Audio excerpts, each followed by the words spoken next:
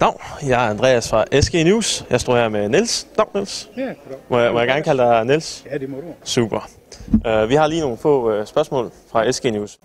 Det første er, at her for ikke så mange måneder siden, der havde vi besøg af Yahya Hassan. Og det var også noget. Og han havde sin grund for at være her. Hvad var dit motiv for ligesom at komme her og holde foredrag? For det første synes jeg, det er sjovt at tale til sådan en stor forsamling af unge mennesker, som har gjort sig ulejlighed med at sætte sig ind i et emne, før jeg kommer.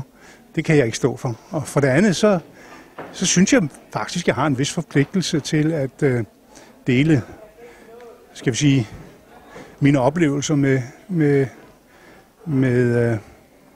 dem, der gerne vil høre noget om det tilfælde udenrigspolitik. Jeg har nogle erfaringer, som andre ikke har, og som jeg gerne vil dele med andre. Ja, super. Og så en lidt andet slags spørgsmål.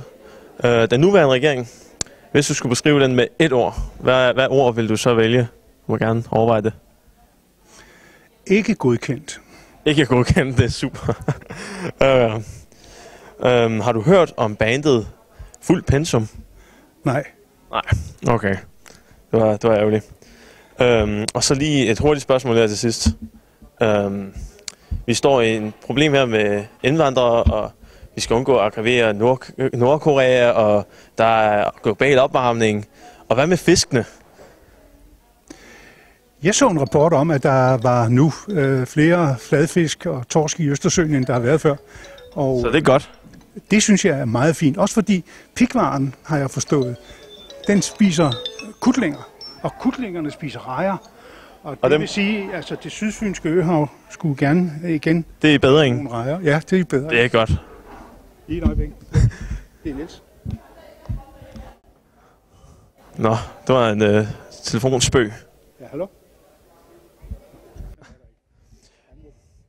Men det var egentlig det. Tusind tak. Jamen tak, Andreas. Tak.